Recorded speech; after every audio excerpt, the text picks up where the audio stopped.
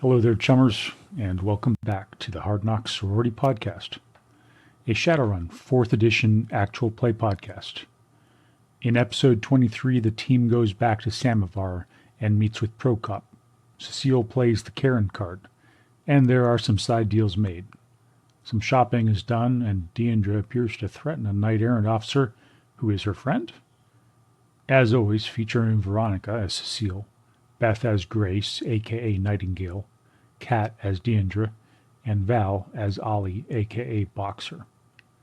I'm really happy that you are joining us on this journey and hope you enjoy it. If you do, please tell your friends and leave us a positive review. We are available on most podcast services, YouTube, iTunes, etc. You can also find a link to our Discord server in the podcast description and on the YouTube channel. We would love to hear from you, and we share a lot of in-game pay data there as well, such as maps, intros, fluff, and character stories. On to other topics, only tangentially Hard Knocks sorority related. As I'm sure runners of your caliber already know, there is a lot of excellent Shadowrun content available on the Matrix.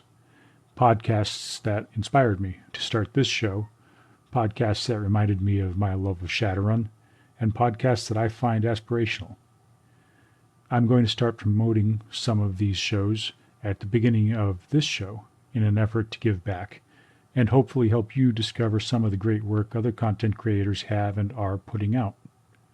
This episode's promo goes out to the Berlin It's a Bug, Not a Feature podcast, hosted by my friend Igni. This is a German language podcast set in Berlin, and I have been enjoying the dreck out of it. If you, like me, like the idea of a double tap of Shadowrun and German with shrapnel of Berlin mixed in, please give them a listen. You won't be disappointed. Yo, Shadowpunks, here's a Shadow fact for you. Berlin. It's a bug, not a feature. Not a feature. We are a German actual play Shadowrun podcast. Hoi Oma, willkommen in Berlin, willkommen im Status F. Ein Shadowrun 6 Actual Play Podcast. Yeah, that's right. A fucking German actual play. Our podcast is edited fast-paced, we get super high production value, and the sound design is top-notch. In our AP, we focus on character development and immersive storytelling. Oh, come on, ChatGPT, that is so fucking generic. Absolutely bullshit, nothing saying. You need to highlight the things that set us apart from other actual plays. Like that we are very, very focused on the rules. Because we play in Germany, and in Germany you play by the rules. Also, fun fact, we only use military march music for the score. Yeah, okay, that's a total lie. But anyhow, slot your Saxonian lingo soft and give us a listen everywhere where you find podcasts. And now back to the show. All right, chummers, back to our previously scheduled episode of the Hard Knocks Sorority Podcast. Thanks again for listening. Don't forget, watch your back, conserve your ammo, leave the flechette rounds in the box, and never, ever make a deal with the dragon. There's a long fight over what to order for breakfast.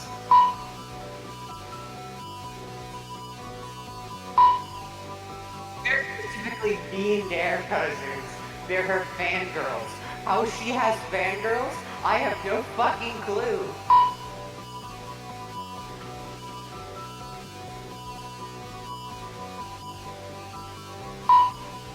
Knowledge washing clothes.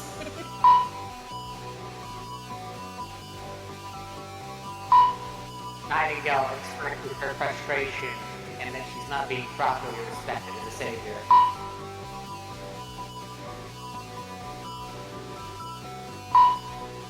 That's a spell?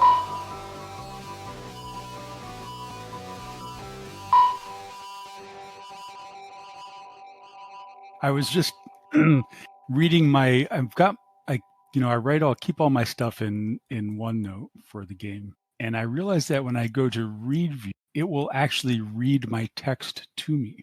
And Sounds weird. I was hoping you could hear it because it sounded so. You could stream to us the the window, and play it for us. No, I can't. I don't know how to do that. I was about to say, I don't know if we feel like going through this right now. Let's just no. Well, it's not that hard. Surely. It's really easy. Discord makes it very easy. It is actually just 2 buttons, but also like Paul later. is Paul. Hey, that's not fair. I'm sure he's very technically gifted. For his Well, time. For Okay, his fair. time. I concede. I'm just saying he does still appear to use a flip phone. It's like how the Christians were progressive for their time. You guys.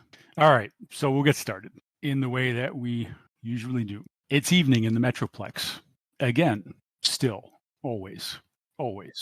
When does the sunlight ever filter down to street level here anymore? Why is it that only the shadows seem to thrive in Seattle? We are watching a familiar figure trudge down the busy Renton streets, disconsolately passing the pretty laughing night people and the worn down daytime salary people hurrying home.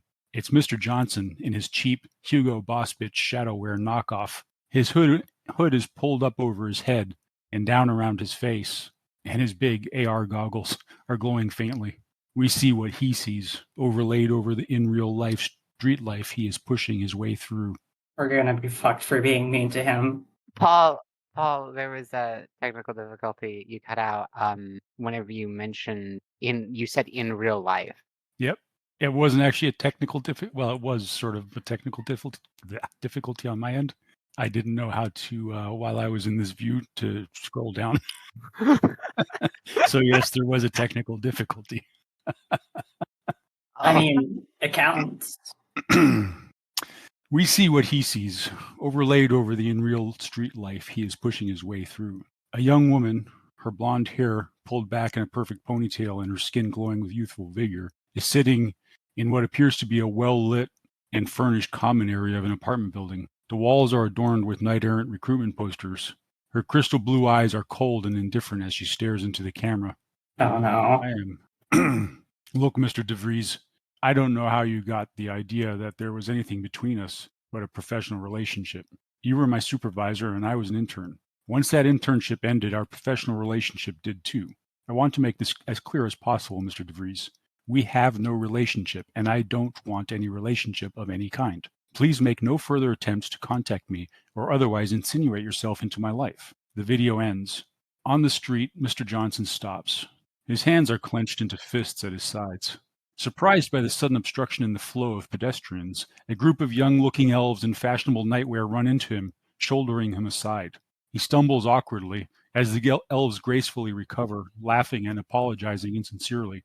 Mr. Johnson's face twists in sudden impotent rage. The enormity of his insignificance and impotence are tearing at him, personified by the beautiful, lithe creatures accosting him, mocking him with their perfect clothes and mannerisms and alien language. Suddenly his pistol is in his hand, extended before him and pointing at the elves. The huge gun feels heavy and alive as his hands shake. He sees the sudden flare of fear in the elves' eyes. Power, respect. How hard could it be for that Slitch to look at him like this, like he deserves? That's right, dandelion eaters. Frag off, or you'll find out who you're dealing with. I'll send you back to Terraslar in pieces for disrespecting me. The elf in the lead, a tall, raven-haired dandy, holds out his hands in a placating gesture. The fear fades from his face quickly and is replaced with a kind of sadness, almost pity. We're sorry for the offense, Ome. His right hand held out in front of him gestures strangely. We meant no offense. You'll forgive us and forget us, he says. A strange expression replaces the anger on Mr. Johnson's face. I'll forgive you this time. Forget it. Forget. He looks at the pistol, puzzled, and then back out. The elves have vanished, and the flow of the pedestrians parts around him. He quickly holsters the pistol. The anger is starting to rise in his face again, though. That Slitch. Those fragging Shadowrunners. They're going to pay, he mutters as he begins walking again. But first the Slitch. Gimme Slitch. He continues to mutter as he hails a green cab. The camera pans up into the sky, and we watch the moon rise through the veil of industrial-strength haze that hangs over ever-present in Seattle. Then it pans back down, still over Renton, and zooms into a modern, clean corporate campus that we have seen before, and into what can only be a residential dormitory Dormitory common area. A now familiar blonde human female is sitting on a sofa with several other people of various metatypes. They are all dressed in the same black and gold athletic gear. Her comm is buzzing gently as the group converses quietly. Kimmy Antonsen looks down at it, and her somber demeanor flashes into exasperation. Seriously? She says. The little Dreckstain is calling me back. She picks up the comm and puts it on speaker as she answers. I told you not to call me, you little Dreckstain, she starts. But the voice of Dante DeVries, a.k.a. Mr. Johnson, cuts her off. I spent all of my savings on you, making sure you were safe, and this is how you repay me? The least you could do was meet me and tell me to my face. But no, you have to send my runners back on me and humiliate me. Mr. DeVries, she cuts in sharply, I don't owe you anything, least of all an explanation, and I don't need you to keep me safe. I can handle myself. And while we're on the subject, if I wanted to come and humiliate you, I would do it myself instead of sending some runners after you. You're not worth the effort. But if you keep harassing me, you will find out what I am capable of, she says, her voice rising. Dante, suddenly cowed by her sharp response, starts to whine. No, you don't understand. I hired a team of Dreck-hot runners to find you and make sure you were okay. It cost me all of my savings. That's how much I care about you, Kimmy. You hired Shadowrunners to find me? Her voice is suddenly colder, if that is possible. Yes, but you're missing the point, Kimmy. I did it because of what we had, of how I feel for you. She cuts him off. Who gave you the recording of me telling you to frag off, Dante? What does it matter, Kimmy? Just come and meet me so that we can talk about this. I'm not giving up on you, Kimmy. Dante, this is important. If you want me to come meet you, tell me who gave you the recording. My team did, okay? Are we going to meet now? He asks plaintively. Yeah, I'll meet you, Dante. Be at Greasy Ben's in 1 hour. We could go somewhere nice, he starts to say, but Kimmy disconnects her comm. Kimmy looks up at the cadets sitting around her. I told you Sarge came by and told me there was some Dreckhead snooping around after me. Turns out it was my supervisor from Federated Boeing. I recorded a message for Sarge to take to the guy and put the pressure on him to back off. The others are watching her attentively. It wasn't Sarge who gave it to this slag. It was some Shadowrunners he hired. And now Sarge is missing, presumed dead. I say we go grab this little Dreckhead and stash him somewhere quiet. Find out what happened to Sarge. Let's go do some real police work and make those shadow scum pay. The others are nodding in assent. The face is dark and angry as they stand up. And that's it. Oh, God. It's going down. Yeah, that checks out. This sounds like woe to me. Whoa. We're gonna have a good time. Like WOE, like wheel and woe. It sounds like woe to me. No, it will be fine. I see. Okay, so we should have killed him. I don't think that's the right... I don't think that's the takeaway we're supposed to be getting here. The takeaway is we should have killed him. But that's not nice. But we should have killed him in an extremely civilian area after being seen very publicly meeting with him. Okay, listen. He had access to her number the entire fucking time. No, I think it's implied that he found it later. Oh, we should have killed him. That's all I'm saying. We should have killed him. That's my take. That's my hot take. I don't think Ice or Boxer would have gone with that. Neither would have Grace, but we should have killed him. Anyway. I don't think anyone in our party is a murderer, but we should have killed him. Someone should have killed him. You should have killed him. No, you should have killed him. I mean, he's a little sleaze. It sounds like he's about to get killed anyways. Good riddance. Jesus, sexually abusing his interns? Ugh.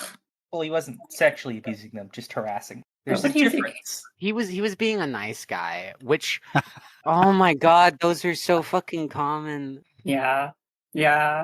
Like All of us have gotten them, right? All us girls. I think Y'all the got nice takeaway guys. from it is really just that there are always consequences to one's actions, and one doesn't always know what they're going to be. This is true. We're kind of, yeah. We? Cecile is not included in that statement. I mean, neither am I. I'm just like a paracritter, lol. From outer space. It definitely can't be held responsible for their actions. It's just a little horse from outer space. We can't be mean to it. It doesn't know what it's doing. All Look right. at it. Where did we leave off last session? Last session, when we left off, everybody had piled into the van and was leaving Greasy Ben's, and I personally presumed that you were thinking that you were going to go ahead to meet with Prokop and get your money for the other part of the run. Yes. I also definitely wrote that down. Yes. Boxer will finally be able to gain muscle mass. Muscle mass. I'm thinking about where I should spend my karma. And I'll finally be able to, spend money on something other than enough ammunition to kill God in Los Angeles. Yeah, so when we left off, the team was in the van. Are you headed anywhere specifically, and who's driving? Obviously, Boxer is driving. That's not what I said. You're putting words in my mouth. I imagine Dinder's on her bike, on her motorcycle. With the sidecar. With the sidecar. With the horse and Right. sidecar. That would be awesome. See, I would love to do that, but I also don't want to, go overt and have the entirety of Seattle want my skin and or to induct me into their organization personally. Maybe you should just do that and just get it over with. I think you should get it over with when you have a bit more ammunition. I can help. I'll get it over with whenever I have better connections and I don't have, already several people chasing after me. That seems Do you have prudent. people chasing after you? Have you at confirmed least this? 5 individual. The party. Oh my god, that's what you meant. That's funny. That's so fucking stupid. We also had the 4 for the what do you call it that came over because yeah. I'm just checking to see how well you guys have been paying attention, that's all. I feel like I've been paying good attention. All right. So have we arrived at the At Samovar? I remain convinced that's from a game. From the Dragon Ball game. Well, Aw. I'm so hopeful. I love how he thought about it.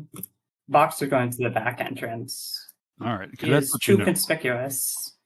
You pull up the van into the in behind to the loading dock area, and as usual, you see the security team out on the dock behind the door or by the door, and Grace sees the spirits that she's seen before that seem to be guarding and patrolling the area. The 2 large wolf-like animals in spirit that invariably make her a little bit uneasy, although they don't seem to be paying attention too much to you. The security team is made up of several large figures who look like your standard street Sam types and probably an elven mage. And as you walk up to them, the elven mage holds out his hand for a moment as if to say, hang on for a second. And then he appears to be looking at something in astral. Grace, you in particular notice this. And then he steps aside and the door opens. And the woman that you've met before who ushered you in last time is opening the door for you and ushering you in with sort of a unspoken greeting, just sort of a head nod. Turn it to her. Nod. Cecile is walking briskly. You walk into the corridor that sort of functions as an airlock, and the door closes behind you before the next one opens, and you feel sort of a slight breeze as the air cycles, and then the next door opens, and ahead of you hear the music from the club, and Nadia ushers you through the curtain, the thick red velvet curtain, into the club and towards the VIP area where you've met Prokop before, and he's sitting there drinking tea, watching. There's a group of Sasquatches on stage actually singing. Is it any good?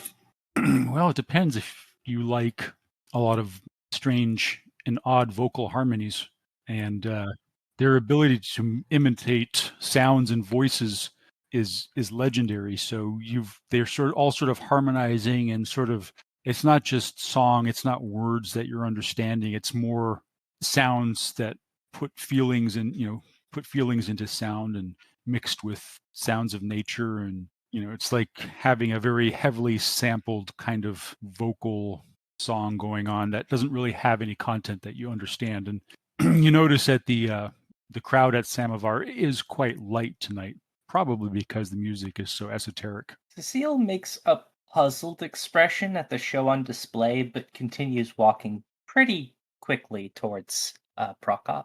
Nightingale lingers and listens before taking after Cicel. Yeah, I would imagine that for Nightingale, it probably is very interesting, Very, yeah. especially since this is the first time that I think she's probably seen More than one Sasquatch. more than one Sasquatch in a group. And I don't know if you've ever vocalized anything with Miss Magnumfoot.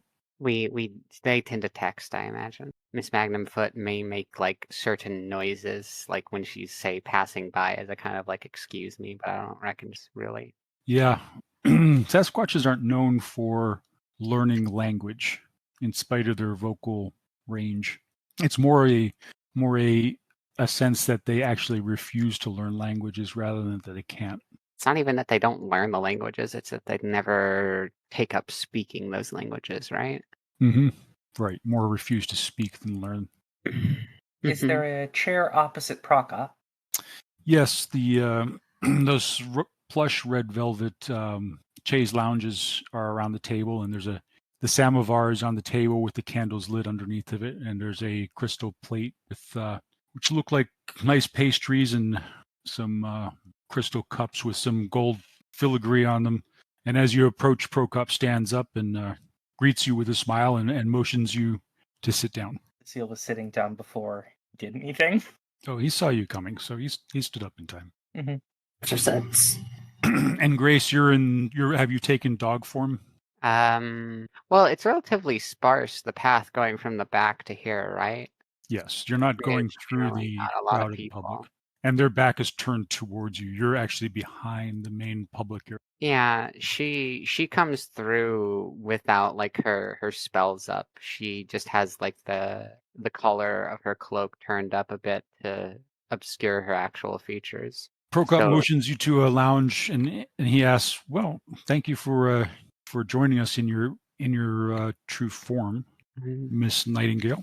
You're welcome. However, if these chaise lounges are uncomfortable for you, I can arrange to have some other form of seating brought." Hold on, quickly looking up what chase lounges look like. Those are the ones with the like the bin in them, right? Right. She would ask for a stool or something else that's flat. He motions to Nadia, and she leaves to go bring you one. Prokop speaks with a not a thick but a noticeable Russian accent. You've all noticed this before. I'm not going to attempt to freeform it, and he offers everybody a cup of tea and ice. Just sits down and motions it away. Says, "I don't know if the rest of you want a cup of tea or a pastry." Not this time. I would like a cookie. Deandre would ask for another cup of coffee, probably. Coffee, please. Ah, yes, the coffee drinkers. Very well. He motions towards the bar where the bartenders are, and in a few minutes, everybody has a beverage of their choice, and Grace has a more comfortable seating arrangement. And then he looks at the group and finally looks at Boxer and Deandre and says, "Well, my understanding is that you secured the target, and then things went slightly awry." Slightly? Cecile says. Yes, slightly is not quite the correct word for it. His I head would- exploded. It could I have been would worse. say Well, Yeah. you are still alive, and you did gain at least some useful information, I take it. Oh, yes, quite. It only came at the expense of us being covered in somebody's brains, sir. Yes, that although some of us were more covered in brains than others. A little bit of it in my mouth. he looks at Boxer and he says, "Are we fully recovered at this point, or do we require healing?" We were able to collectively take care of most of it. However, I do recommend further attention, particularly to D&D. I'm fine. I'm a medical professional. No, like I don't have any stun damage or physical damage left. I am fine. I recommend a follow-up. So Be what that did you as it find out? may. No. Before we talk about that, I would like to mention that I do not appreciate being sent into a circumstance in which things are exploding around me without being told beforehand. She looks very upset. Prokop looks bemused and glances at the rest of the team. He appears to be suppressing a chuckle. I thought we told you it was going to be dangerous. Dangerous is not the same thing as having somebody's head exploded in front of you. At least it wasn't your head. This time. Boxer snorts at that. I don't know what notions you got about the company I keep, but if this is how most missions are going to go, I don't think this is going to work out. I need to be informed ahead of time with like a threat assessment. Well, I believe that it's actually part of your responsibilities in the team. You expect me to do work for free? No. When it pertains to your own well-being, yes. But if you accept the job, then threat assessment is probably part of the job. Yeah. We're an enterprise unto ourselves, just like anyone else who works outside of the main line of society. We have to be able to support and function without others as a unit. And that means that we have to be able to gather the intelligence we need to know what we should be preparing for. I think it was, if unexpected, foreseeable that there was going to be something along those lines. And it was preventable. I just don't know how. Yes. Meanwhile, your staff that you had placed there completely missed it as well. My staff? You had people there, no? Yes. Their responsibility was solely to observe the security system at the facility. Oh, I see. So you're sending us off to dangerous missions against people who could blow up people's heads at their command, and you just want us to be able to know that ahead of time. Yes. You have Great. ascertained the situation correctly. I'll factor that into my pricing, mister. Wait, I'm pretty sure, like, he had something in his head, or he had taken something. Yes, he had a cranial bomb. Whatever that is. There wasn't any magic involved. It's not like they just did a ritual and made his brains explode. He Like- looks a little bit aside and he says, that's actually a very good analogy. It wasn't magic, but in a sense it was magic. It was technological magic, wasn't it? Yeah, it didn't really make sense at first. He got distressed suddenly and then he exploded. And then I wondered if that was something that metahumans can do. I mean, it was probably the explosive priming within his head. I've been told it's very uncomfortable. For all we know, he didn't know he had one before that point. Ice speaks up at this point and says, I don't think he knew. Somebody had an insurance policy on the man. Yes, and Cecile looks very visibly agitated. I understand the danger of being shot at. That's fine. That's whatever. But if we are going up against people that can secretly implant cranial bombs in whomever they please, that is not something I would like to be put into without prior warning. Because I'm absolutely certain that there's no, getting out of that situation that you've placed us in. No, but I don't know if I placed you in that situation as much as you did when you stole that file that Yes, that. Look, for as long as I am doing work for you, that file doesn't. I don't care. That happened ago, not now. Now, you sent us on a mission to kidnap a police chief who then exploded in front of us, nearly killing some of us. That is correct. And the mission to kidnap this man is related to the file. Remember, what we're doing here actually is attempting to extricate you from the situation you find yourself. Well, how lovely. In the future, please do let me know if we are going to be running up against anyone else who might explode. How Either would I that know? or I'll have to buy something. Figure that out. He grins slightly evilly, and as he looks at Cecile and said, have you had any cyberware done? What? No. Good. Should be safe from cranial bombs.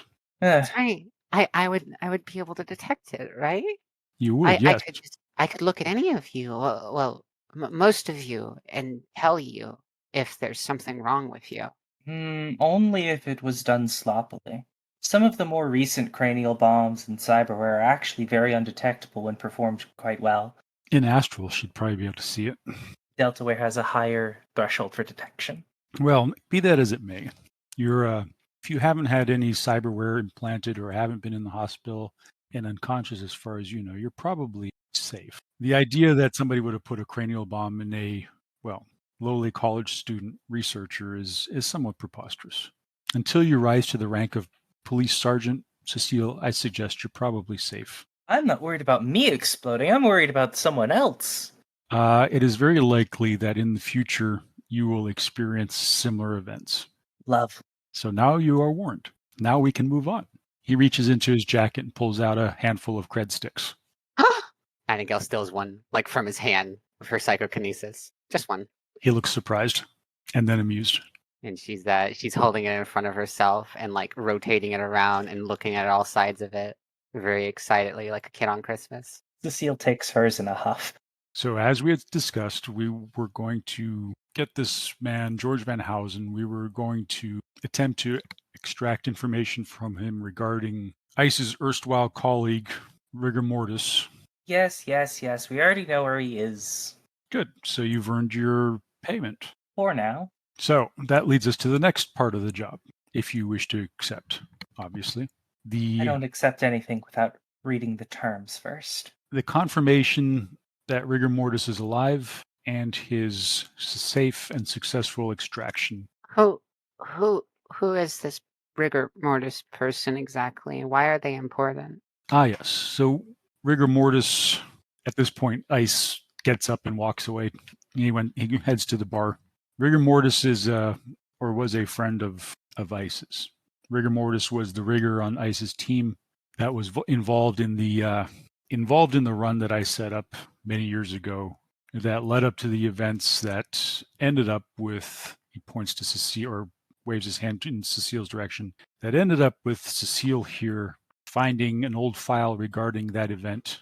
And we thought he had died, but I recently found a picture of this man, George Van Housen, who was related to this incident, recognized him for who he was, and realized that we had an opportunity to either get revenge or confirm that Rigor Mortis was alive or dead.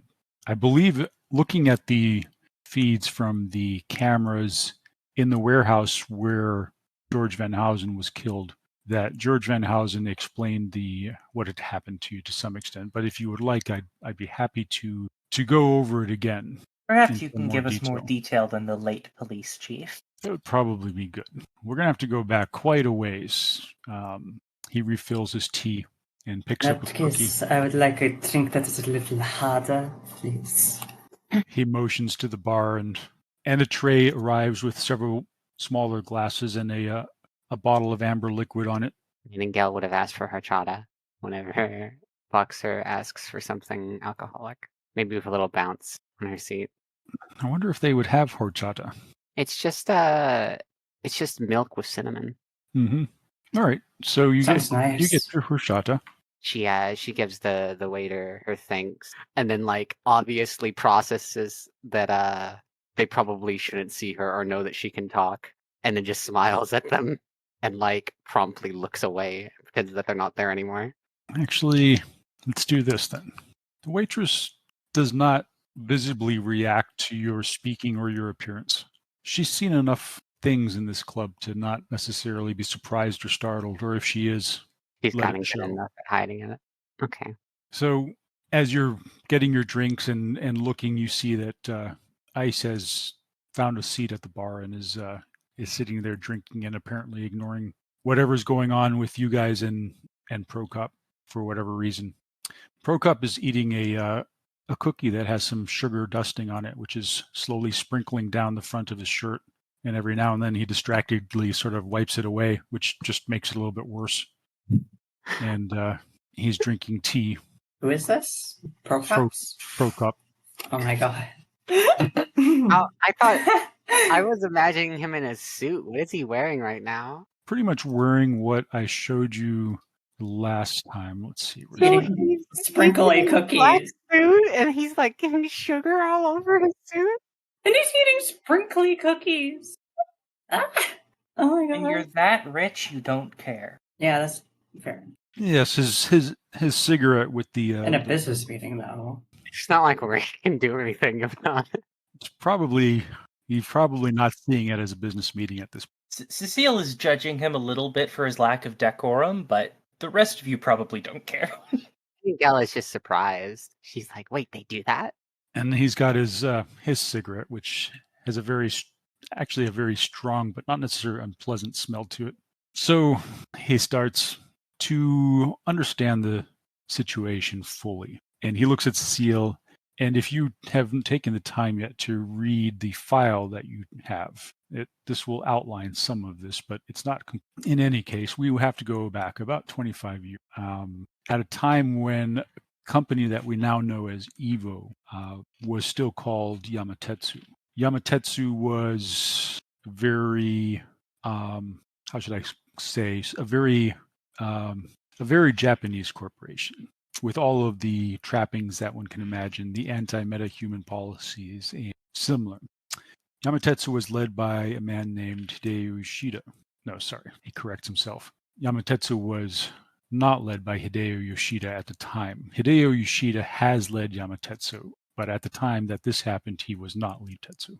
A man named Shiba no Kuji was. In any case, Hideo Yoshida wanted control of Yamatetsu.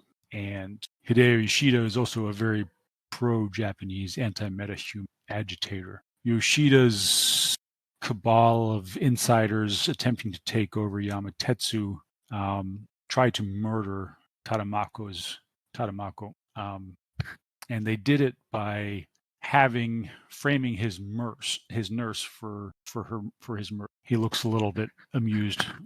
Yes, that all sounds very confusing. In any case, they framed his nurse and replaced her memories to show that a certain free spirit named Buttercup, who is a Evo shareholder, had administered the fatal dose of poison. His nurse's name was Akemi, and Akemi fled to Seattle to escape Yamatetsu and Buttercup.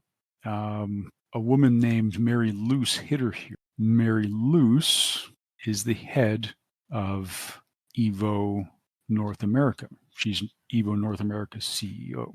Now, she wasn't at the time, but she was a fairly important person in Yamatetsu. In any case, Yoshida hired a team of Shadowrunners to capture Akamai and return her to Japan. The fixer that they hired was me. I didn't know what was happening. I didn't understand. At the time, I was very new to the Shadows, and they didn't tell me what the whole story was. They simply told me that they were looking for this woman, Akamai, who was suspected of having attempted to murder the head of Yamatetsu, and put together a team of Shadowrunners to do that. That was ISIS team that I put together. ISIS team found Akamai in the protection of Mary Luce and reported that to me. And then my Mr. Johnson ordered me to have the runners ISIS team kill Mary Luce and kidnap Akamai to be returned to Japan. At the time, this all dovetailed fairly neatly with the news coming out of Japan about the murder, or the attempted murder, of the Yamatetsu, the president of Yamatetsu. So it all seemed fairly up and up. In any case, it was a frame job. And when ISIS team went to capture Akamai, they were ambushed by a team of Lone Star operatives, vigilantes known as Shadow Riders, who were led by none other than George Van Housen, at the time a captain at Lone Star. Obviously, the run went bad. ISIS team was all either killed or captured. ISIS escaped and went into hiding, and I went into hiding too for a long time. And now what appears to have happened is that Akamai and Mary Luce were vindicated. The cabal that was trying to kill Tadamako Shibanokuji, the head of Yamatetsu, was exposed and reprimanded. Hideo Yoshida is actually still the CEO of Evo South America, so he was able to maneuver his way out of the situation. But the file that Cecile found was basically an investigation, the results of the investigation to the situation. The file was thought lost in the crash 2.0, but apparently poking around some of Evo's old servers, she stumbled on an old Yamatetsu server, and the file has attached itself to her comm. Once it became known that the file had been activated, well, some of the people who had been instrumental in framing ISIS team and attempting to murder Mary Luce and Akamai are now trying to cover that up. They would like that file gone. They would like anybody who's read it gone.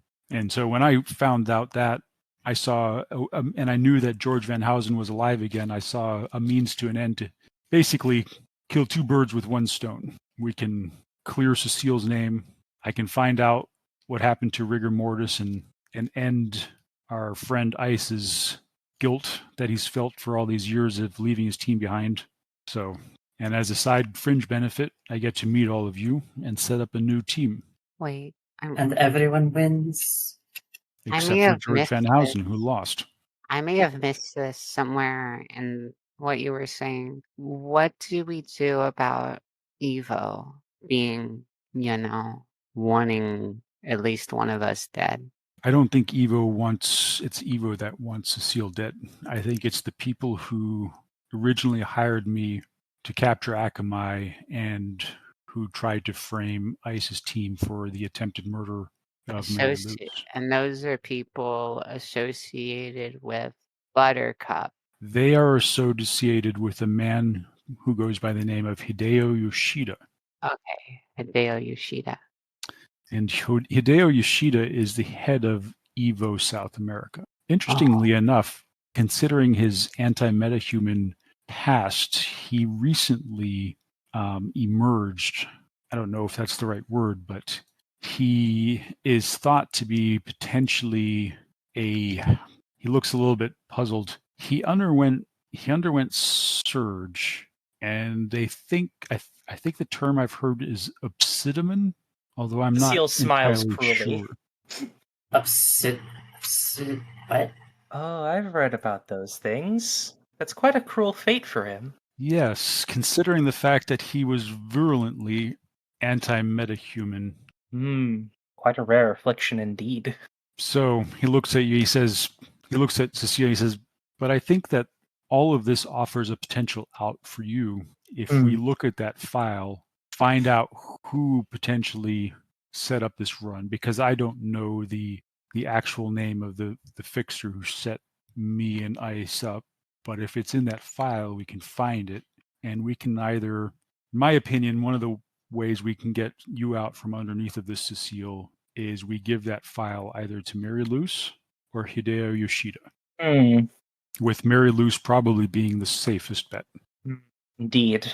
Because if the people who set this run up don't want this stirred back up, if you can basically give this to Mary Luz, which is what they don't want, then it's done and they don't have any further incentive to hunt you. If only that were the case. Oh, no, they don't care about any of that. It's unlikely.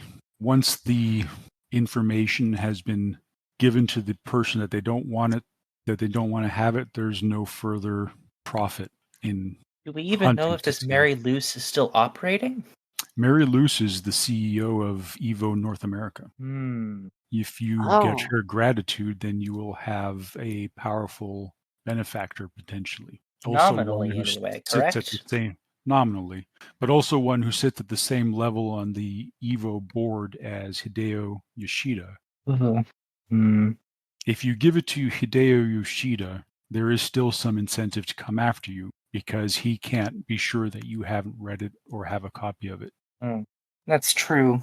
So, alongside retrieving Rigor Mortis, our goal is to leak that file, not leak, but get the file to and get in contact with the CEO of Evo North America. I forget her name. Mary Luz. Mary Luz. That's the correct summary, right? Well, the last part, the part pertaining to Cecile, is entirely up to you. It's a plan that I have devised as you were looking for George Van Housen, which I think would work. But it's up to you to decide whether that is the optimal strategy or whether you would like to take another course. Right. I shan't look at the file yet, because if this what's his name, Hideo Yoshida, if he is in the business of cutting off loose ends, I would rather not be a loose end, so to speak. Quite. You'll have to prove that you haven't accessed this information. And that will be quite difficult if I actually have. Which, don't they have magicians that she raises a hoof and does a little circling motion at the side of her head? I'm sure they can tell whether or not I'm lying, and so I would rather not like to be lying. Quite. Well, the other interesting thing is I don't think that it's Hideo Yoshida who is currently trying to find you and kill you. Oh, that's comforting. I don't think that he's still not necessarily concerned, but thinking about it. My main suspicion lies with the man who hired me to hire the Shadowrunners to commit the deeds. Indeed. And that name is on that file. I shall think about this. In the meantime, let's discuss rates for this rigor mortis extraction. Indeed. He looks at Cecile slyly. However, I believe I just paid you. Aha, you are a funny man, Prokop. At that point, Nightingale goes to stick the cred stick into her comlink, kind of fuddling with it while she does until it finds its place. How much did they pay us? I forget. Can you read it directly? Do you have to insert it into another device? I think you can read it directly. Bucks It's just my glances down and understanding reads that it. you can't read it directly because it's like an authenticated device that's secure and blah blah blah. But like hand wave, who cares? It's money, you have it, whatever. Yes, you each have a cred stick with, was it 10,000? 15,000. And Okay. You're rich. my cred stick was half because Prokop was going to help me set up a network. What's his name? The guy. George Van Housen. Yes, this is the payment for finding George Van Housen, taking him off the street, and getting actionable information, which I believe that you have accomplished. Gosh, that's a lot of money. Cecile appears to be thinking. So, the plan of action is that I shall have to do some more digging into this Warehouse Alliance's files and servers in order to locate his exact location within their corporate structure. After that, we'll have to infiltrate the facility, or, well, at least you three will, and then we'll have to escort him back here safely, hopefully without anyone knowing. Would you prefer no one knowing, or is it okay if someone knows? That he has been extracted? Indeed.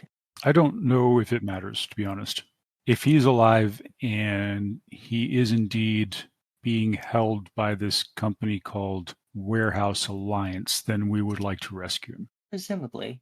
I don't imagine the work he's doing is very fulfilling. Well, there's that, and then there's the obligation of comradeship. He was a member of ICE's team, and we were betrayed, and I know that ICE feels more than a little bit guilty about the fact that he never came back and looked for his friend. He did think that Rigor Mortis was dead, but now he's found out that he was actually alive these last 25 years. Yes. So, what shall you be paying us for all this work? Well, I think I've paid you with information. He smiles slyly again. Let's call it a discount. Then he looks at the rest of the team. Well, I think it's at least worth as much as the capture and extraction of George Van Housen. He says that very matter-of-factly.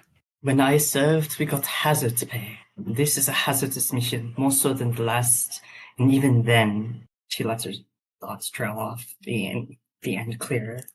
He looks at all of you again and says, yes, well, it's very likely that any job that I hire you for as a team is going to be hazardous. The hazard... And when I served, it was possible for any, say, logistics driver to encounter a landmine. This does not mean that we who served more directly did not receive additional compensation. There's a distinction between merely the possibility and the certainty of encountering enemy forces, and I expect to be compensated accordingly. I'm sympathetic to your position. However, I would like to point out that I don't think this Warehouse Alliance is especially secure as far as corporations go, or at least I have no reason to believe that. Cecile, you understand that I believe it was 5 lightly armored, and let's be frank, trained security almost compromised many of our ability to function in the long term, to put it gently. We weren't prepared for them, though. Our They were ability mere to fight a mortals. threat is not related to the actual threat that it has. There will be a greater threat. We accordingly deserve a greater pay. Our last mission wasn't necessarily planned to be wet work, but this one will most certainly turn out to be wet work. And I understand that wet work demands a higher pay rate. We're not going to be killing anyone. Well, a couple of points to make there. First of all, how much danger you experience and how much actual combat and potential killing has to happen will depend a lot on your planning. I don't know if you are a team who likes to go in hard and heavy, guns blazing, or whether you like to find more subtle methods to achieving your goals. Well, whatever our methods, I don't think that it will affect the pay rate too much. However, I do not think this mission specifically wants hazard. If we raise a fuss about hazard pay now, he's not exactly going to believe us when there's actually a dangerous mission going on. How is she saying that? Is she saying that out loud? Yes. I don't know, Norm Girl. I don't know what you know about CorpSec facilities, especially the ones that house prisoners, but I would expect this won't exactly be a walk in the park, even for people of our ability, I guess. Or especially for people of our ability. This is most certainly a job that does require hazard pay. And I would say that there is a non-zero chance of us getting involved in some kind of intense firefight in this one. Who has? It sounds like you guys are trying to make a negotiation roll. Yes. So we've role played out the negotiation. Let's roll some dice. I would like to roll negotiation. Is Cecile rolling for or against? You tell us. I'm going to abstain. Any modifiers for negotiation? Only what you would have normally. Okay. Wow. I did not do well on that. I am going to edge that to re-roll it. That's probably a good decision. God damn, she really is a people person. In there? Yep. Yep. She's magic. Should I roll 2 more dice, or should I re-roll entirely with +2? Up to you. Whatever you feel would be a better outcome. Re-roll with +2. 5. You get to keep the hits from the first one. But we keep the hits and we add dice, or we just add dice rather than keeping the hits? For reroll, you just reroll non-hits. I can check that though. It's still going to be very large. All right, so you have 5 hits. Yes. Prokop has 5 hits. Mm-hmm.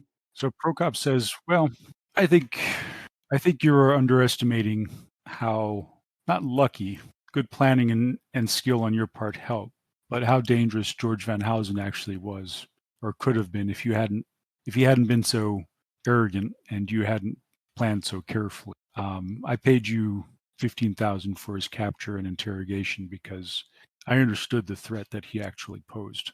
And I believe it commensurate with a potential raid on this warehouse alliance to extract another individual. What I will offer in addition to the 15,000 is the weapons that I lent you for the first run. I think acceptable. Indeed acceptable. Fair enough. And for the information, I won't charge you for the additional work on my part. He chuckles. Non-precedential, of course. In any case, I am going to go to some bed up in the Samovar. I will be back at some point. Cecile leaves. Prokop looks at the rest of you guys sitting around and says, "You know that you can't keep staying here if you're working. When I mean stay here, I don't mean you can stay here, obviously, and as we sit here and enjoy the music, but the Samovar can no longer be a safe house." We understand. Would you be willing to aid us in the location of this? See, my resources have been strained recently by factors related to this mission. Yes. I can probably set up another safe house for you. You may sure realize of that. Would you like it to come out of your cut, or is the team going to pay for it? I'll pay. It doesn't have to be fancy. It just has to be functional and safe. Which part of town would you like it to be in? What's Tacoma like? Tacoma is the docks, south of Seattle proper. Tacoma, away from the docks if possible, but I understand. Okay, so the tea house that you guys like to go to is in Tacoma, as is Samovar. What was the tea house's name again? Olga's, right? Yes, Olga's tea house. So that's in Tacoma as well. So he said, I will start looking for a safe house for you, Boxer, in Tacoma, and I will let you know when I have found a suitable location. Thank you. There's a further matter I'd like to discuss privately at your leisure. Well, speaking of matters that need to be discussed in private, I believe that my payment needs to be finished. Yes. As a matter of fact, I've already started working on that. Thank you. And there is some, I might have found something out which may be of interest to you. And if you would like to keep it private, then I will send you the information privately. I'm very interested. Please send me the information. I will assure that Cecile does not overstay her welcome. Well, it's going to be, well, good luck. He looks at you as you guys are finishing up, and he's sort of now noticing the mess that he's made of his shirt. He's sort of brushing it away with a napkin. He says, you're welcome to stay, obviously, at the bar. It's just I don't want the Samovar to become a place where people, if you know what I mean. Understandable. And at that point, the Sasquatches are finishing up their set with a sort of a ululating crescendo, mixing in the sounds of falling boulders and birdsong. And the few remaining patrons are clapping. They're obviously aficionados. And the Sasquatches make their way off stage. Nightingale has completely disengaged, tuned out from the conversation as the music starts. Well, the music, their racket comes to its crescendo, and as they begin to descend off of the stage, she pulls out a piece of paper and scribbles something onto it, her comm code, and just breaks away from the table and goes to try and meet them and pass it off and just say, "Hey, I would love to be able to ask y'all some questions," before scampering off without anything else other than that. Okay, so you make your way forward through, at this point, like I said, a very, very sparsely populated bar. Most people don't seem to be paying you much attention, and the Sasquatches are heading backwards behind the stage. So you jump up onto the stage and follow them. The spotlight follows you across the stage. And as you reach the curtain where they are exiting, the one turns around, having noticed you or heard your footsteps or the sound of your hoofs on the stage. And this particular Sasquatch is fairly tall, even for a Sasquatch, and his fur or hair is a very deep golden red color, and he has them tied down in sort of a ridge row down his back with some colorful clips. And as you get closer, you see that each of those clips is holding a small piece of paper with some arcane symbols on it that you don't recognize. And he looks at you approaching, and he smiles, and he starts to sign to you, similar to the way that you have signed and texted with Miss Magnumfoot. It is a greeting that you are familiar with. Hi. And she kind of glances aside for a moment before just offering up the little note with her comm code. My name's Nightingale, I guess. I would love to be able to ask, write y'all and ask some questions about your troop and Sasquatches in general, I suppose. He takes a knee in front of you and kneels, sort of leans forward and takes the note and looks at it and smiles at you, and then he makes some sounds that you aren't able to interpret, but you can tell that he is that is an affirmative, and he reaches out a hand and sort of pauses to gauge your reaction before patting your mane. Do you give him the idea not to, or? She just let him, but she would be surprised what he actually does. Because his pause was sort of he was first gauging your reaction to see whether you were okay with that. He's fine with it. Seeing no hesitation, he pats your mane gently and then smiles again and stands up and follows the rest of his team or his group out through the back of the stage. She wishes them a good night and then crosses over the stage again, this time pulling her collar back up with her magic as she does. And the spotlight follows you again, and some people in the crowd cheer and clap. She feels very self-conscious as she drops down off of the stage and into the darkness, and then promptly skitters away. Back to the party. All right, what are you guys going to do next, or do now? I'm assuring that Cecile does not overstay her welcome at the Samovar. Oh, she'd probably sleep overnight. She's not staying an entire week or anything. Oh no, DeAndre was just going to like find the room where Cecile's staying, Sure. her address on a note, and shove it under the door. I don't Because- imagine Cecile keeps her doors locked. DeAndre is old. Old lady woman. Old Where do school. you even find a pen? Old Do you school. just have one? Yep. The horse has one. Okay, so you've slipped some kind of piece of paper underneath I Cecile's think door? DeAndre would try the door, realizing it open, and then just come in. DeAndre is old. Cecile's sitting on her bed doing Andrew something. doesn't knock. DeAndre is fucking ancient, apparently. Okay. Knock. Cecile looks at you, confused. Cecile, Prokop has informed us that he would like it if we were to stay. Other In other places, yeah, I places. was already planning on that. I would like to extend a welcome into my home if you would like it. Oh, where do you live? Auburn, Where in Auburn? I tell her the address in Auburn. It's like a apartment building in Auburn. I'll keep it in mind. However, I was planning to live somewhere a little bit different. Although, I have to look into it. The whole fake ID thing is frustrating. I love how she's already thinking about, like, oh, I'm obviously going to be living at your place if I go over there. You're not inviting me for a few days, no. I don't think you understand how, like, zero fucks Cecile is. I don't. Oh, you're inviting me into your house? Sure, I'll crash. And DeAndre never leave. pulls out a pen and a pad of paper, down her that does. Oh, hold on. She does what? She pulls out a pen and a pad of paper, writes down her address, and hands it to Cecile. Cecile, like, grabs it by like the edge, the same way you would something that's dirty, and goes, "Ah, thank you." Well, I will be seeing you, apparently. And DeAndre wheels around and walks out. Take care, Deandra. When Deandra isn't looking, Cecile puts it down somewhere. Oh, I was expecting you to say, like, bitch underneath your breath. See, that is not something Cecile would do. That's how people react to Cecile. You're getting it confused. Ah, you're right, you're right. That experience was DeAndre attempting to be polite. Do you want to try rolling etiquette? No. You didn't even curtsy in Cecile's presence. Like 2 out of 5 for effort. Let me explain this in a way that Cecile can understand.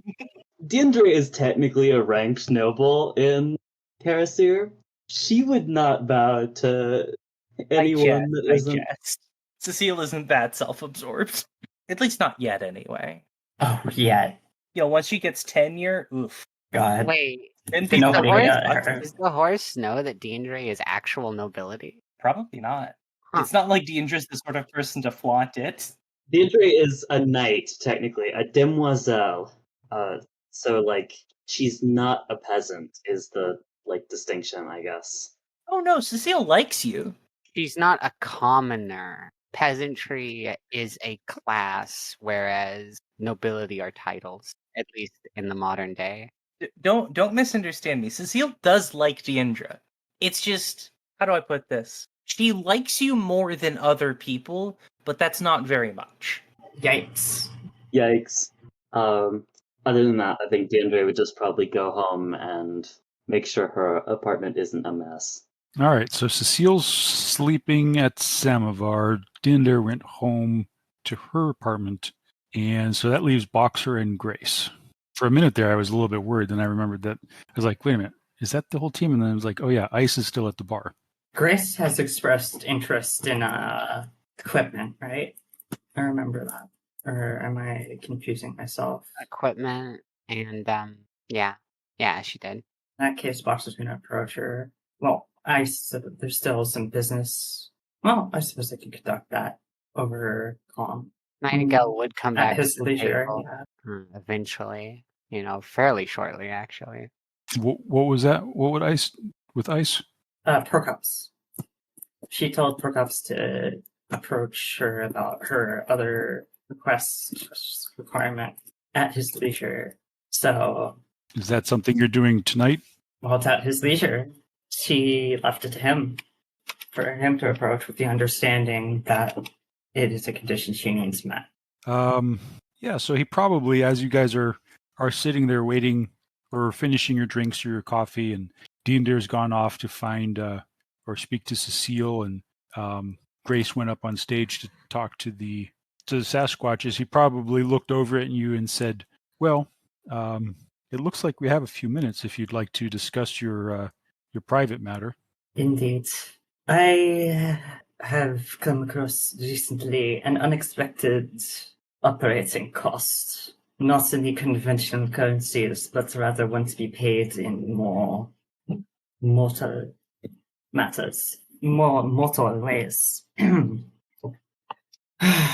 My former employers, if you're aware of them, are you aware of them? You seem to have your influence pretty well spread. I have some inclination, though I have not, let's say, overstepped the bounds of privacy, but I do need to know, obviously, who I'm working with. So I have the rough outlines of your situation. Well, you know the arrangements that I was allowed to make so generously. As do not. There is a task I will require aid in meeting. You're aware, presumably, of my background with Astalan. Our background with Astalan. Yes, I do believe I recollect the history of your previous employer. I have an operation relating to them. It is their condition for my continued existence. And accordingly, it is my condition to continue working with you for reasons I do believe are obvious. I will require aid in this. Well, I don't see why I wouldn't help you with that. You have everything to gain. Not many people can claim to have someone from that organization. And even if I am not so connected as I could, well, I think you're well aware of how this matter works. Right. And I am trying to set up a new team here, and obviously being in the good graces of your previous employer would help you to maintain that relationship. Also, there may be an opportunity to combine it with business of my own in south of the border. We may be able to kill two birds with one stone. So you see how this could be lucrative for you, a worthwhile pursuit. Indeed. One in which we both win. Well, while you work on this rigor mortis extraction, let me gather the information for this other job that I had on the back burner, and then when we're in the clear with rigor mortis and ice, then potentially we move on this job of yours. Excellent. Thank you. No worries. I'm don't generally operate the way most fixers do. I have a bit more of a interest in maintaining or opposing the corporate style of doing business. Well, you will find me amenable to that method. Thank you. At that point, so Deander, you've left to go home. Yes. Grace, you're back. So Grace and Boxer, what are you guys doing now? Now that Boxer doesn't have anything else to discuss in the Samovar, she's gonna turn to Nightingale and offer her, well, Nightingale, you've spoken previously about your need of equipment. This is a need we share. I do believe we can benefit by a shopping trip. Do you say a girls' night out? Wait, really? Like, where can we even go for something like that? It will be online shopping, I'm afraid. Oh, okay. Don't worry, we can go out for real, she says it with air quotes. At another point. Oh, now if we need it. Actually, and then she kind of like jolts when she says that. Actually, I've been doing some theory crafting about that, and she goes and reaches into her bag and pulls out a heavy, what looks to be leather-bound grimoire with like pages that don't quite line up in length and width and size. It looks very amateur and also very old, but like old in where it originates, but not in its actual age. And she flips. I've been thinking about how to bypass the whole, not being able to go out in public and function and whatnot thing. Both in where I come from and here, mages are able to manipulate their form, both literally like the actual structure as well as what people. And Yes. I know that mages can take on the form of animals, of simple beasts. I'm wondering how complicated it would be to take a, say, hermetic spell for shape changing into, say, I don't know, a gorilla, and retool it to allow me to take on the form of a metahuman. It'd be possible, I suppose, but I'm hardly an expert. I'm not magical. It would be I better know off asking. you're not, but I was remarking on it because I wanted to share, because I felt incredibly intelligent when I thought of it. It is quite clever. But yeah, that's irrelevant. If you can help at a later date, I'll tell you. I'm excited about it, I guess. Yeah, shopping. We can do shopping. I happen to have a lot of money. Is that so? Yeah. All right, so you guys are going to Sure. do some shopping? Yep. That'll be probably behind the scenes. Anything restricted or... Oh yeah, but I have a what's his name? Cootie for that. Hey, Paul, tell me, would a middle-class lifestyle require a background check? Depends on the middle class. I'm guessing potentially, yes. So, Boxer, you're going to have a fixer or another contact try to find the gear for you? Yep. Cootie. Should we just say it's safe to say that everybody basically goes and finds a place to sleep, and considering it's evening time now? Mm-hmm. Grace, is Grace headed home to Pines? That's a long drive, and Prokop wasn't exactly specific about when they needed to get rigor mortis. No. Pretty sure this is an open-ended assignment. Yeah, actually, you don't know where Ice has gone. Last we saw, he was drinking. I don't care what's happening to that guy. A He's weird shadow. man who nearly threw out his back punching people. Yeah, he has an interesting method. My spirit friends thinks he's a dork. All right. So what are you guys doing next, if anything? Can Cecile just walk up to Prokop at some point? Oh, what was our karma reward? It was 5 karma. For this So too? No, there was no additional karma. I basically rolled that all together. You got your karma before the money. That explains it. I was wondering why it was so high. Yeah, you can probably arrange that. Prokop. Yeah, let's say it's the next morning, and you find Prokop down in the kitchen dining room area, having a cup of coffee and a bagel with what looks like some kind of smoked fish on it. Prokop, I must ask you for a favor. He looks up at you. Ah, another one. This one is relatively small. Do you know to whom I would speak in order to get a less than accurate identification? Fake ID. Yes, that is part of my repertoire. Perfect. Obviously I shall need 1 or 2 if I'm to exist currently.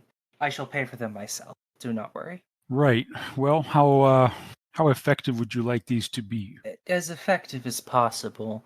I may also contact 1 or 2 people I know in order to, for, say, other purposes, get some background information changed if somebody's doing a background search, but you needn't worry about that. It'll definitely need to at least match my broad description and height, ethnicity, and all that. Fairly high quality ones, let's say. Okay. Out of character, that's 5 or 6. Cecile doesn't fuck around. So what name would you like it in? Oh, Cecile doesn't care. He looks at you. When you say something like that, he looks at you as if to say, oh, that. So you would like me to select a name for this? Oh boy. Cecile has a look of realization and goes, ah, I see what you mean now. He's the immigrations officer at Ellis Island. He is your god now. No. I shall I shall send you something once I select one. I assumed that was something that the identification makers would do. Like they just had names lying around they pulled out of a hat, so to speak. They might, but usually they will ask you what you would like, because then it will be easier for you to remember. I shall choose something then. However, I'm rather attached to my own name, so I don't care that much. So you would like a fairly stout new ID, just one? 2. Any licenses that you would like to go along with that? Well, clearly they shall need to be cleared for magic use. That would be ideal. He's writing this down as you're speaking on a napkin that he has in front of him on the table. Perhaps concealed carry as well. Prudent in your line of work. Indeed. He grins Have again. them, if it's possible, have them have some vague connection to some scholarly magic program or something. You know, some defunct research company that went out of business 5 years ago, but their records aren't up to date, that kind of thing. I Just see. to cover bases. Okay, sure. Thank you, Prokop. We can get that set up. All right, so Boxer's going to do some shopping. She's getting ready to put together a shopping list for me. Cecile's looking for new IDs, new SIN. Actually, that's one of the things Prokop would have asked. Is Cecile looking for a SIN, sinner, or a sinless, or... Cecile is looking to have a SIN, yeah. Corporate? Fake SIN, but yeah. Corporate SIN? Fake corporate SIN? That's fair. Let's go for corporate. 1 corporate, 1 CIS. I shall also probably, once this is over, send you some searches and stuff Cecile does. But I don't want to slow the game down with so tell me more about these people. Okay. What Cecile would have been doing last night is she probably would have been getting her affairs in order. And for the beginning of this day, after going through her morning routine, she probably spent like 100 million on that. I'm not going to track it just because I don't want to keep track of Cecile's hair supplies. Well, it's including lifestyle costs. Yeah. That is true. I It's love a lot that for a you daily, though. said that out loud. I'm not going to track her beauty care. So then what Cecile would have been doing is probably, I'm going to say she was going to try to get into Warehouse Alliance, their network. DeAndre probably has to go meet her let's see, what's his name? Ocean? Nope, it's Niall. Niall for lunch or whatever, because that's what her deal was for him telling her about what was it? Knight Errant moving in the area. Okay. Tell me about Niall. He's a beat cop from Auburn. He's probably Knight Errant. He's a young elf. He's kind of a quiet person, but I think he and Cecilia and DeAndre probably met shooting range in Seattle at in an elf district. Okay, so both you and Boxer have beat cop contacts in Auburn. Interesting. Yes. What if they're partners? Oh, God. And they were partners. And then they were the best of friends. All right, What kind of partners do you mean, huh? Smile. Take it however you like. Unfortunately, Vicky is 100% straight. He has a wife and kids and everything. All right, so DeAndre meets Niall at some point here after that final conversation with Prokop. Say you meet at a street food place that you both often meet in Auburn. It's probably street noodles.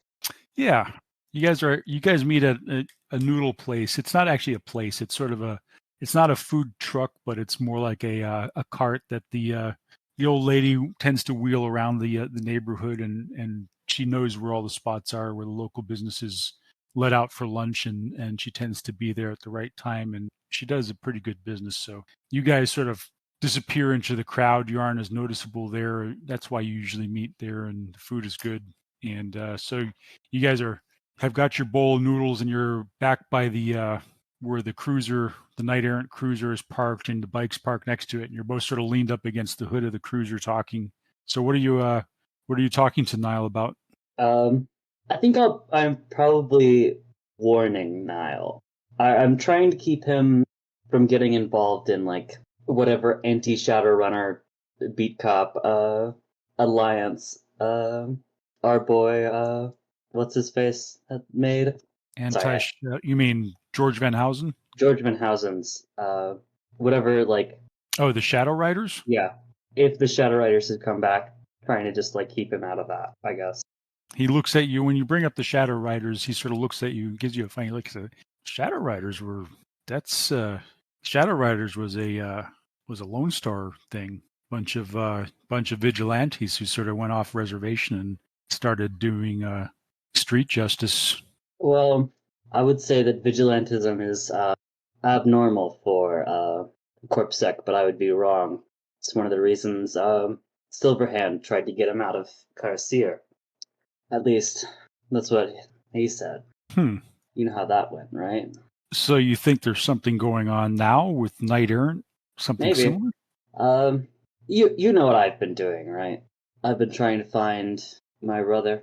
Yeah, you've been looking for your brother. Well, he wasn't involved in the most, let's say, moral of lines of work. And it seems like the people that weren't in his contact but knew of him are stressed out about, well, the police. Or the Corpsec. And more than usual, it seems like there's more friction between the legs of the underground, so to say, Knight Errant. So, out of character, just for a second, give me a little bit of background on what you're trying to tell him. What are the dots that you're trying to connect here? I'm trying to get him to realize that even if he thinks he's helping people, doing something like going out and killing a bunch of Shadowrunners would just get other people. Okay. So you're basically trying to sort of not necessarily game mechanically, but you're basically doing sort of a judge intentions kind of thing on him where you're sort of feeling him out, seeing where he's going, making sure that he's not part of anything like this, and sort of like laying out that might not be the best choice. Okay. He's looking at you like he doesn't understand why you're telling him this.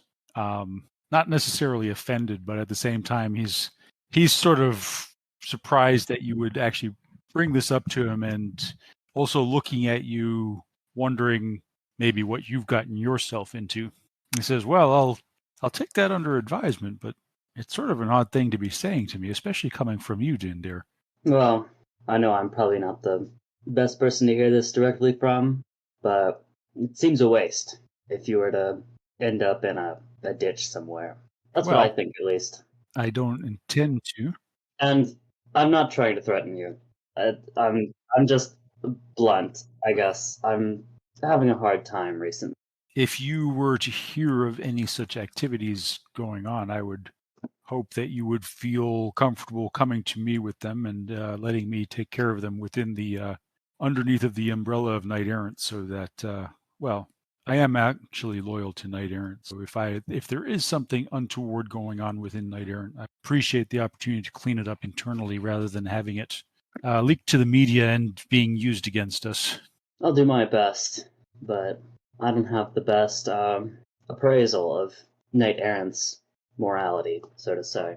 It seems more like they'd be willing to defend someone, let's say someone who is in a position of power within the organization, than even if they were committing something that was heinous or wrong, then trust even old woman like me. Let's Wait, are they sexist? No, she means something else.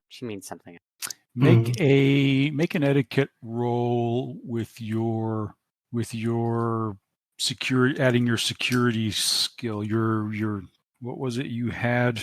Security company's Knight Errant. Yes. So I just rolled Knight that with charisma because I don't have anything in etiquette. So 2 hits.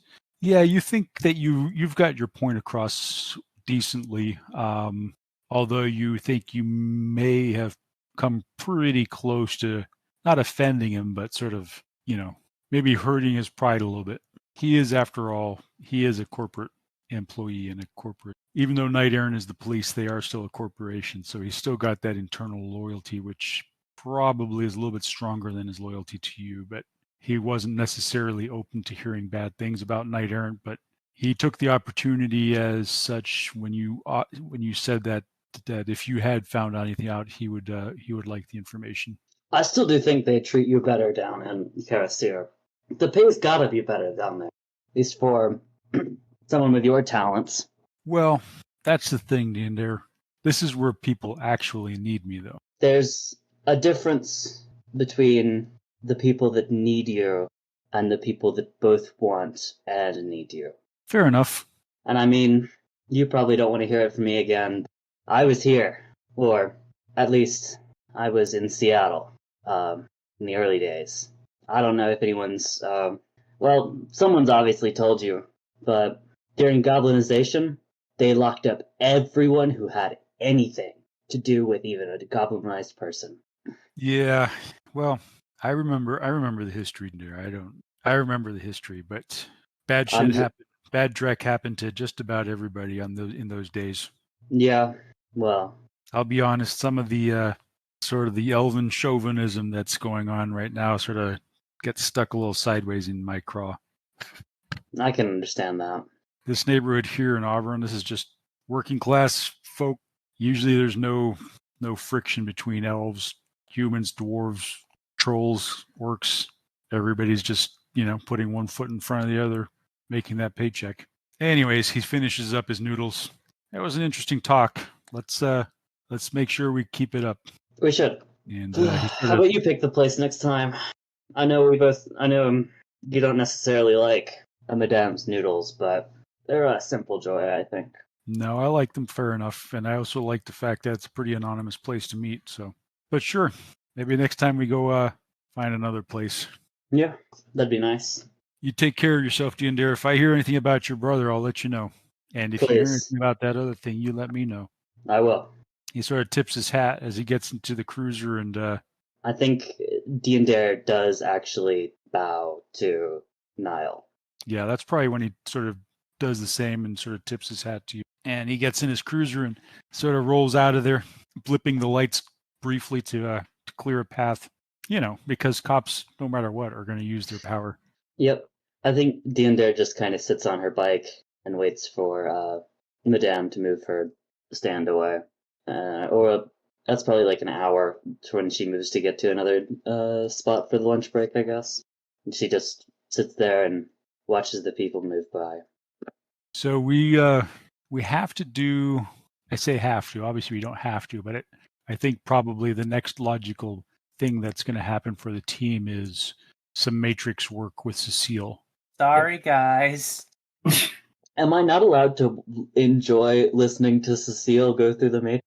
You can. I just assume that you don't.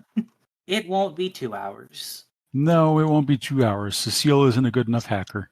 Listen, you haven't even started getting close to like ultraviolet nodes or anything. That's the real shit. When Cecile has to do combat with the nodes.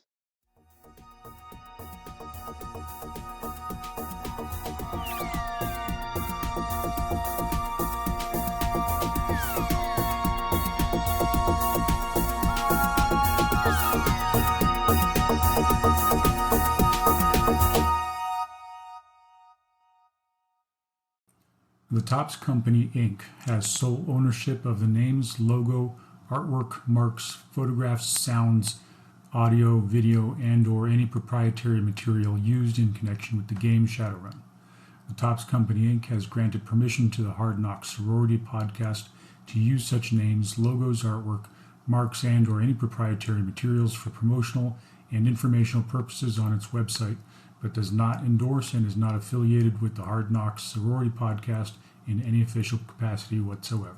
The music for the Hard Knocks Sorority podcast was written and performed by Trace Mineral. The Hard Knocks Sorority podcast is licensed under a Creative Commons License 4.0, meaning you are welcome to use the material as long as you give us credit.